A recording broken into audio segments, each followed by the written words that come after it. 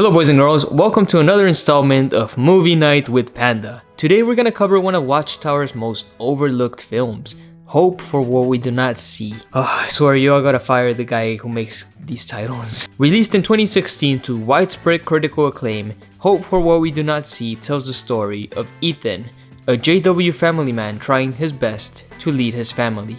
But Ethan's situation will soon change as he faces a string of tragedies that will test his loyalty to Jehovah. Oh boy, you know as always we're doing the cringe challenge, so if you cringe, you lose, and when you cringe, let me know the exact moment you lost it. Are you ready? Let's get into it.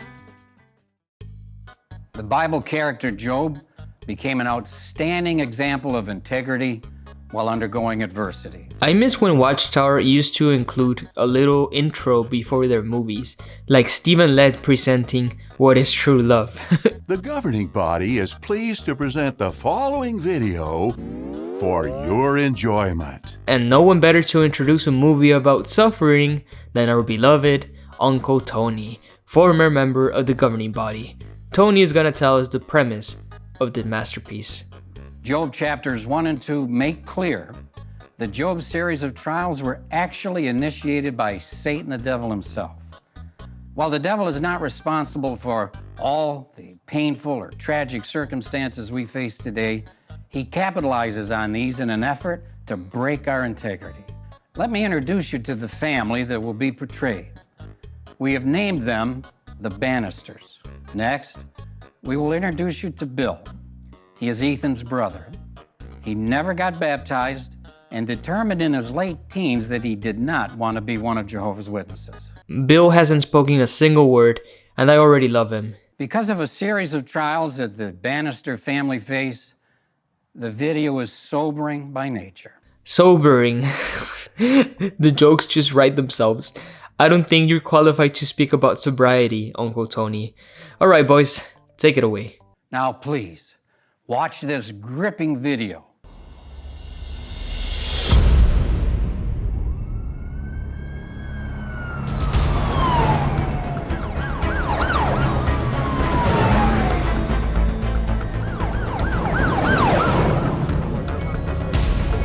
There it is. There's the pesky no blood card. This lady is so dead.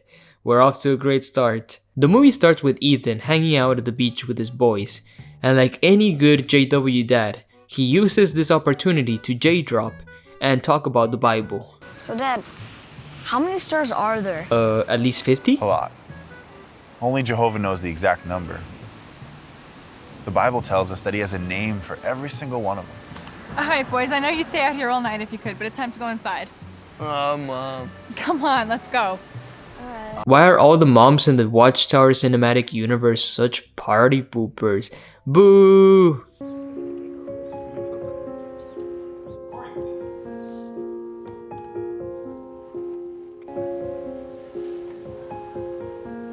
So Ethan is a spiritual man. He's loving to his wife and his children, he's a hard worker, and he preaches the good news. Wow, I sure hope Jehovah doesn't make a bet with the devil to test out Ethan's loyalty. I'm sure our loving father, Jehovah, would never do such a thing. The video is sobering by nature. So after 5 minutes of wholesome fun, the bad times start rolling in. Ethan's supervisor lets him know that the company is gonna make a cut in the staff. He offers him a salaried position in another factory. The catch is, it's a long commute and he's gonna have less time for spiritual activities. So as a good Jehovah's Witness, Ethan declines the offer, even though he already told us that he needs the job and that he's been tight on money. I need this job. I know you do. I wanted to thank you both for being so supportive lately. I know money's been tight, we've had to cut back. We understand. Ethan, you got two options here. It's promotion or deletion. That's all I can give you. I'm sorry. Dude, you need this job. Keep it until you find something better. You got a family to feed. But wait! There's more! Oh, hey, Grandpa. Hey, boys. Oh, I didn't know you were coming. Yeah, hop in. Thanks for coming to get us. So how's my favorite little boys doing today? I'm good. Yeah? Good. Yeah. You sound a little tired. You must have had an exciting day at school. Yeah. Pretty exciting for him. Oh, this sounds interesting. What's going on? I saw Rowan. He was talking to a girl. Rowan, any details on that? No. She was just asking about homework, so. That's because you're so good with homework? Corey, don't you know you shouldn't be talking to all those evil worldly girls? They're gonna take you out of the straight and narrow. Holy shit!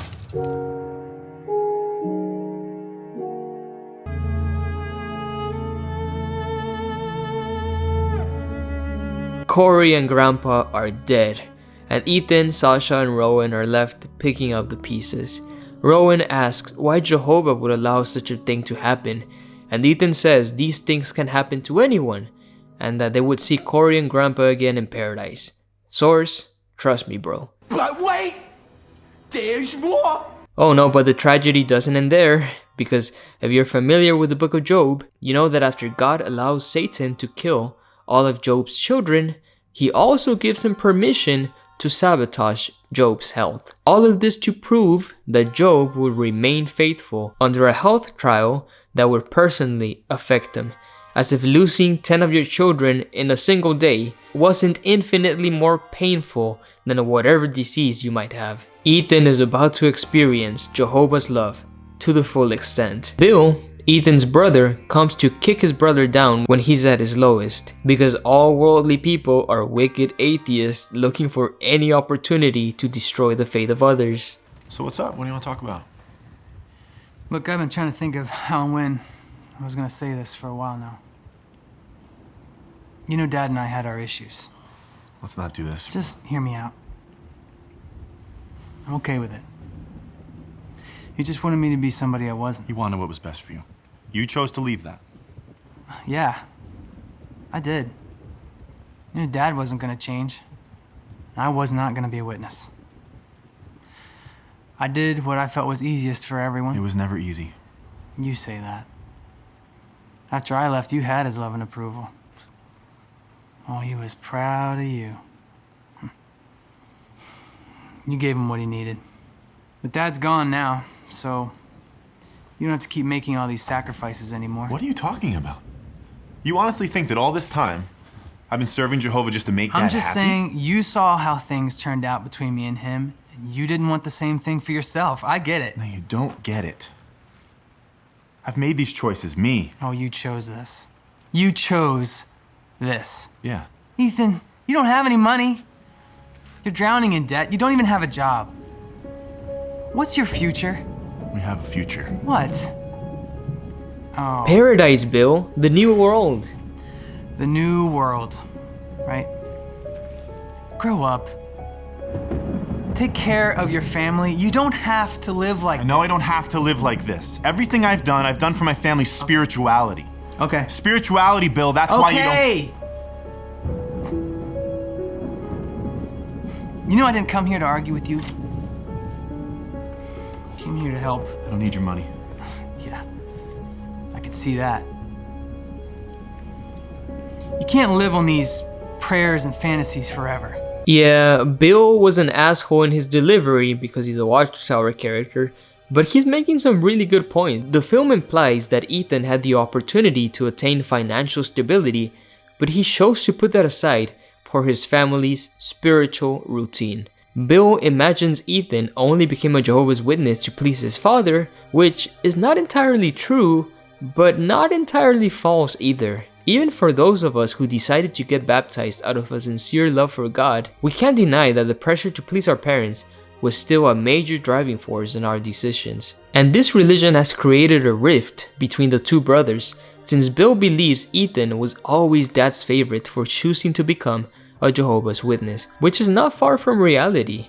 Just a few weeks ago, we had David's plain claim that parents should feel more love towards their pioneer children than towards those who are not doing well in the truth. So yeah, a lot of Jehovah's Witness parents are gonna feel more love towards their believing children than towards their unbelieving children.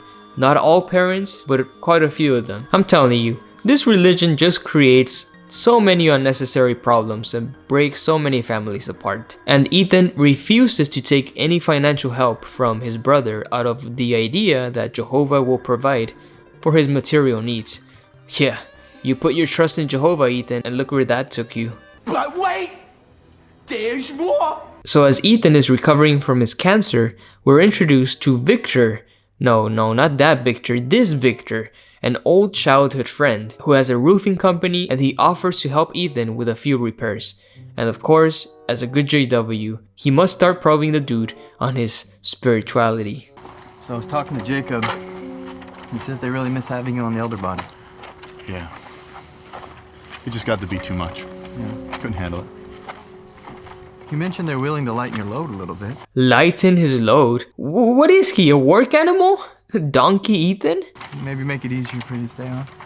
There's more to it than that, you know? It's complicated. I understand. Well, just so you know, if you ever need to talk about anything, just give me a call. I'm always available. This is something that you wouldn't really understand. I think so.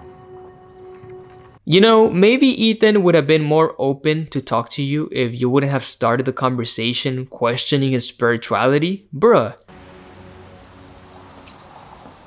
Sasha. Hey, how are you? Good. So good to see you. It's nice to see you too. Have you been okay? Everything's fine. Yeah? Yeah, everything's fine. I'm glad to see you. I've been meaning to come over and just tell you how sorry I am about what happened. How are you holding up? I remember when my mom passed, and it's just the hardest thing to deal with. You know, something that really helped me was just realizing that everything happens for a reason. Bruh. Oh, honey, I'm so sorry. It's all right, it's okay. You know what, though? God can use these moments to mold us and to make us stronger, and I know He's gonna do that for you.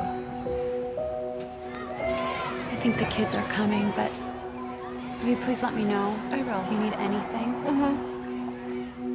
Good to see you. So this side character is quite fascinating because they're using her to instill doubts into Sasha, right? Just like Job's companions came to talk down on him after he lost everything, affirming that Job's predicament was all part of God's plan, or even a sort of punishment by God. But I mean, biblically speaking, this lady is right. If Jehovah is sovereign, then everything that happens is ultimately His will. Either He directly causes bad things to happen, or He allows them to happen, which is basically the same thing. A true sovereign is ultimately responsible for all of his creation, both good and evil. If he's not, then he's not sovereign, and Christians are left with the question, why does God allow evil and suffering in the world? This is known as the problem of evil, and theodicy is how we answer the problem of evil. A lot of Christians, like this lady, find comfort in the idea that everything happens for a reason, and although God is not the originator of evil, He can use it for the ultimate good, or to mold us after a trial. Jehovah's Witnesses, on the other hand, have a very different response to the problem of evil. They emphasize Jehovah's sovereignty, and their theodicy is based mostly on the book of Job. So basically, in the book of Job, Satan argued that Job was loyal to God only because God blessed them with material things. Take these away, Satan argued, and Job would curse God in his very face. So Jehovah says, alright Satan, you may do whatever you want with Job, just don't kill him. And Satan gets right to work. Job loses everything, his animals, his wealth, all of his children, and his health. But even after all these trials, Job refuses to turn his back on God, thus proving Satan a liar. And this is how Jehovah's Witnesses justify suffering. Jehovah allows suffering as a response to Satan. He has allowed Satan to rule the world for 6,000 years to prove that Satan is not a good ruler, and to prove that humans can remain faithful to God after severe trials. When Satan challenged Jehovah, millions of angels were watching. How Jehovah handled the rebellion would greatly affect all those angels, and eventually all intelligent creation. Knowing this, Jehovah allowed Satan to rule this world for a time. Satan's rule has caused untold pain and suffering. However, once Jehovah's right and ability to rule is established beyond any doubt, Jehovah will undo all the damage caused by Satan's rebellion.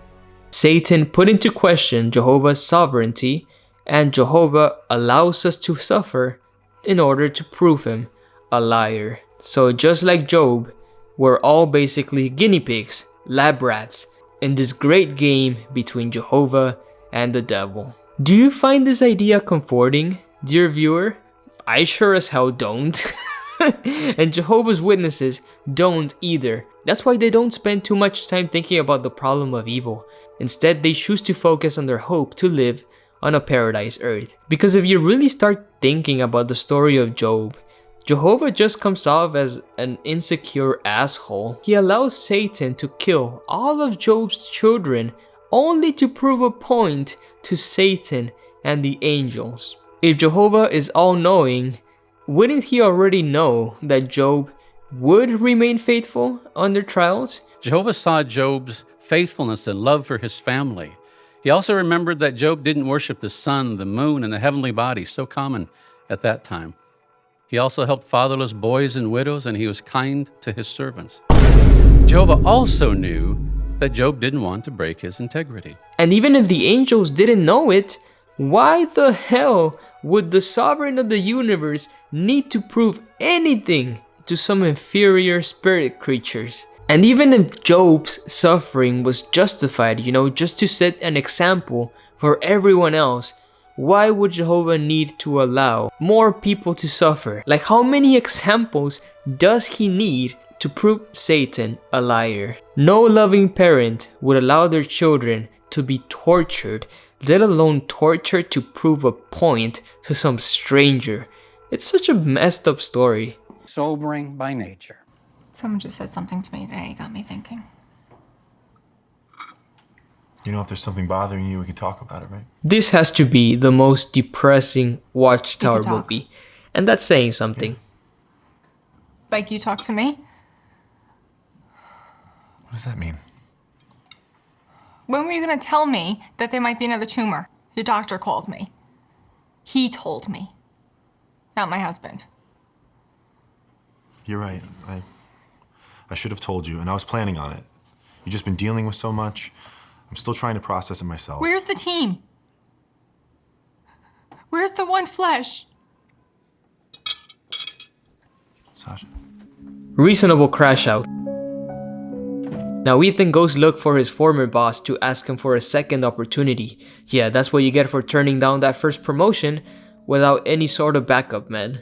Hey, Conrad. Ethan, what are you doing here? Just hoping to talk to you for a minute if I could. Yeah, how'd you know I'd be here? Saw the car. Yeah, please take a seat. Thank you. So what's up, Ethan? I wanted to see if there was any way I could come back to work at the factory. I'm desperate. There's nothing to come back to. The factory's closing. I've been looking for a job for the past couple weeks. Didn't you tell me the schedule wasn't gonna work for you? Yeah.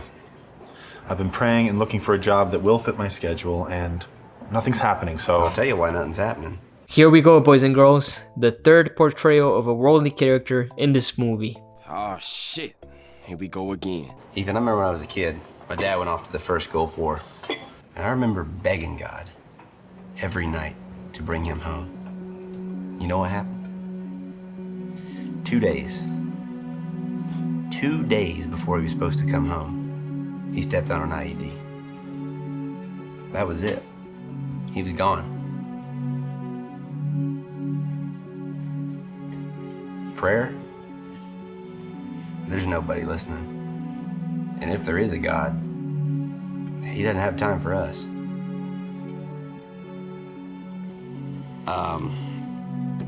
I actually gotta get out of here, Ethan. Sorry I couldn't help you out.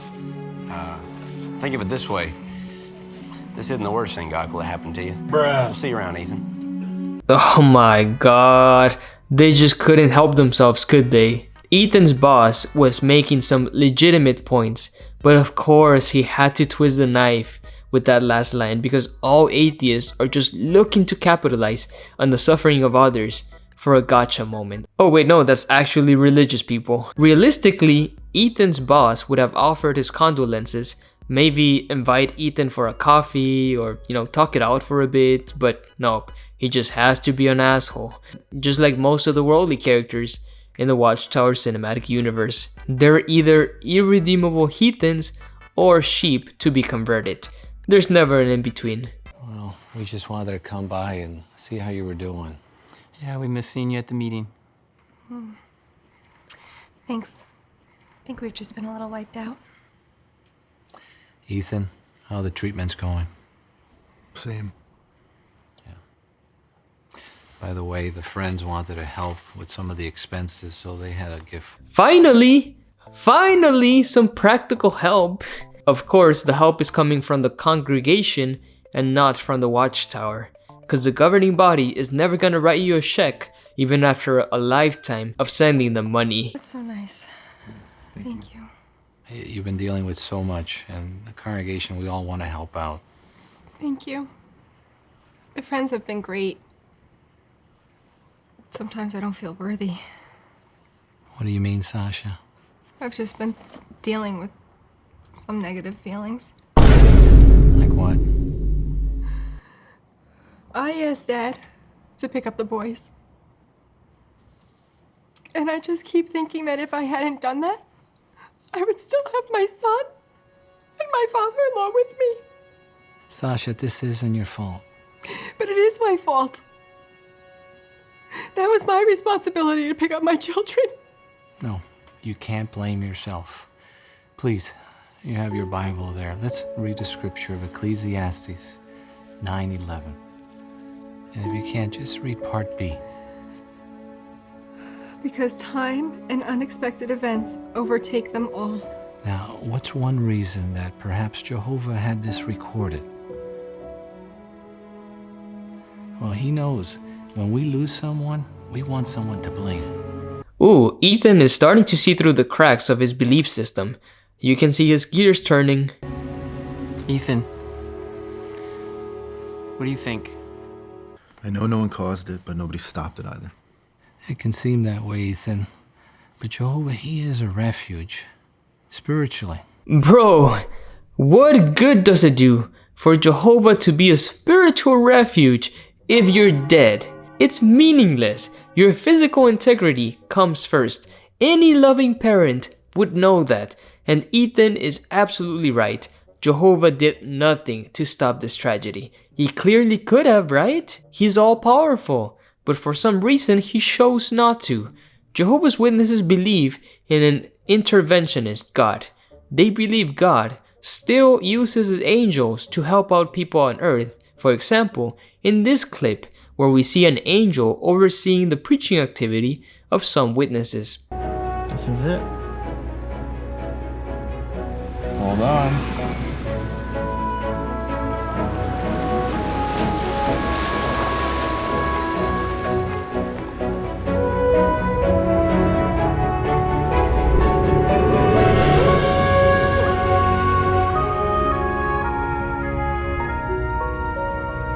Okay, so you're telling me that Jehovah sent an angel to protect this service group from what? A puddle?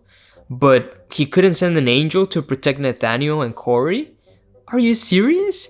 Really? And if you want to argue, well, Panda, angels won't directly intervene, but they're just there to oversee activities. Well, if that's the case, what the hell do we need them for? It's like if you got robbed in front of a police officer and he just stood there and watched. So Jehovah intervenes in the world by directing the preaching work of Jehovah's Witnesses and by helping his organization build more real estate, but he refuses to intervene when little children are suffering. Wow, what a loving father.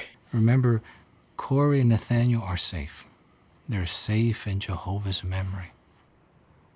I know it's been tough. Jehovah What do you gives mean? us... You know it's been tough. I've seen the struggles of your family. But what do you really understand about my situation? Another reasonable crash out. I mean, really. I can't provide for my family at all. I wake up sick every morning, useless on the bathroom floor, wanting to die. And what do you know about having to bury your father and your son on the same day. Tell me what you know about that. You're right, Ethan, I don't know. I'm sorry.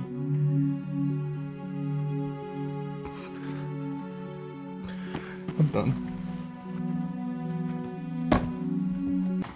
Sasha, I want to apologize. I should have thought a little bit more about what I was saying. It's okay, Luke. I had no idea that all of this was going on inside of him. But thank you so much for coming. Wait, the elders are owning up to their mistakes? Are we still in the same universe? Please, bro, leave it at that and come back some other time. Well, it won't be the last visit. And remember, Ethan's right. We've never experienced what you've gone through. But Job did. And Jehovah did not abandon him, and he won't abandon you and your family. Please remember that. Bro! Why in the world would he mention the story of Job? Why? Jehovah literally abandoned Job and left him at the devil's mercy in order to be tested. If someone compared my own suffering to the story of Job, I would have fucking lost it.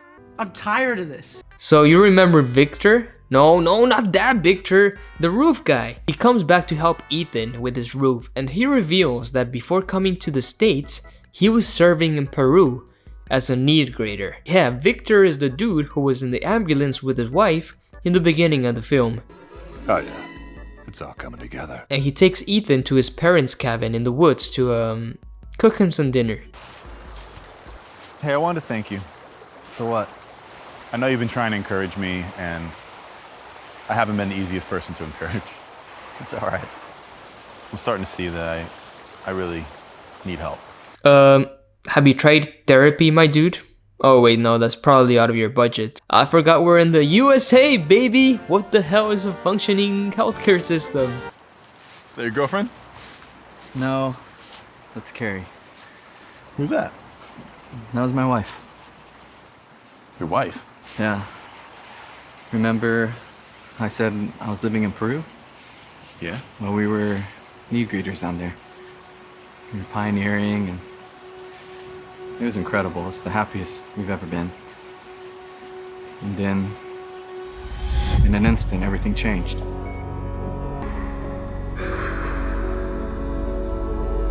I couldn't do it anymore. I had to leave. Everything reminded me of her. Hey, look at you now. How'd you cope? I still have some bad days. But when I lost Carrie, it helped me realize that the only real hope I have is Jehovah's. Sometimes it doesn't feel like enough. I feel like that sometimes too. And when I do, I just find a beautiful, quiet spot. And I just pray. And it helps? Prayer always helps. I mean, look around us, Ethan. Jehovah has the power to do all this. What can't he do? He can't prevent accidents, apparently. He can't help you find a job. He can't help you deal with this illness. He can't give you back your dad. Your baby boy. He can do that. Thank you. I'm so sorry for pulling away and relying on myself, trying to and failing miserably. I see so clearly now that the only way we'll be okay If you go to therapy? Is with Jehovah. Yep. So Ethan and his wife make up, and he also apologizes to his son for not being very present the last few months. And they read Revelation 21, 3 and 4 together, which is like the go-to Bible passage for JWs looking for comfort.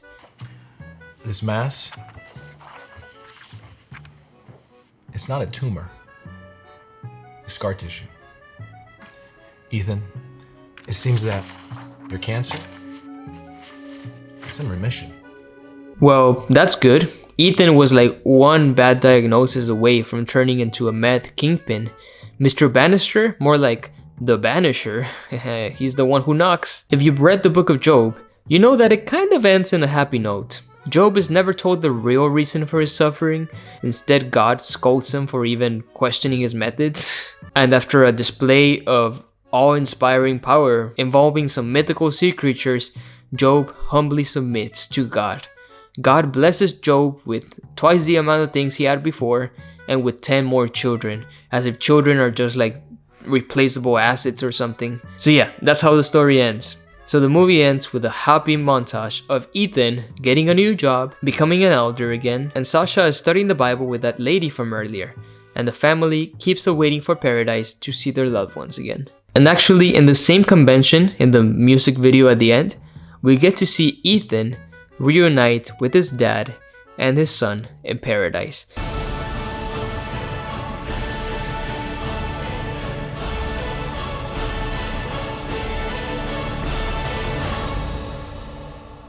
You know, this can pull at anyone's heartstrings. It's just so difficult to attack the idea of paradise because it's so close to the heart of many Jehovah's Witnesses. It's basically their version of heaven. Who wouldn't want to see their deceased loved ones again in a perfect paradise without sickness or suffering? The hope of paradise is what keeps a lot of Jehovah's Witnesses in the religion. They want to be reunited with mom or their dad or their siblings, and especially their children. Although I've never experienced this myself, and I hope I never have to, I'm convinced that there is no greater pain than losing one of your children. So people like Ethan have a really heavy incentive to stay in the religion. Letting go of the paradise hope would mean letting go of your child in a way, letting go of the sure hope that you're gonna see them again. And that's a really high price to pay. You know, I actually think this is one of the better Watchtower films out there. It's competently shot and the acting is okay. The worldly characters are silly and one-sided as usual, but I think the reactions of Ethan and his family are pretty realistic. Ethan is never painted as this idealized man. He's depressed most of the film, as any of us would be, and he even questions his belief system, even if it's just for a little bit. Uncle Tony warned us that this would be a depressing film, and boy did they deliver. We even see the consequences of Ethan's bad financial decisions and the rift between him and his brother over religion, which happens way too often in real life. I think this is Watchtower's most relatable story. It's mostly overlooked because it doesn't have like the cringe of other films like What is True Love or Remember the Wife of Lot, but I think that serves the film in its favor. It's a gritty tale of a family trying to move forward after a massive tragedy. And, you know, I kind of respect that. Would anyone outside the Jehovah's Witnesses find this movie comforting? I don't think so. But hey, if it gave comfort to some Jehovah's Witness going through some rough times, sure, then it's not too terrible. So yeah guys, let me know what you thought of this movie in the comments below. We are almost done covering every single Watchtower film. I think we have like what, probably 4 or 5 more to cover. So yeah, it's been a long journey. As always, thank you so much for your support. If you would like to support my work, please head on over to Patreon or become a channel member. It's only $1 a month and you gain early access to all my videos. And please let me know in the comments the moment you lost the cringe challenge, because I love reading your comments. As always, thank you so much. Take it easy guys, have a wonderful day, and stay away from the tower.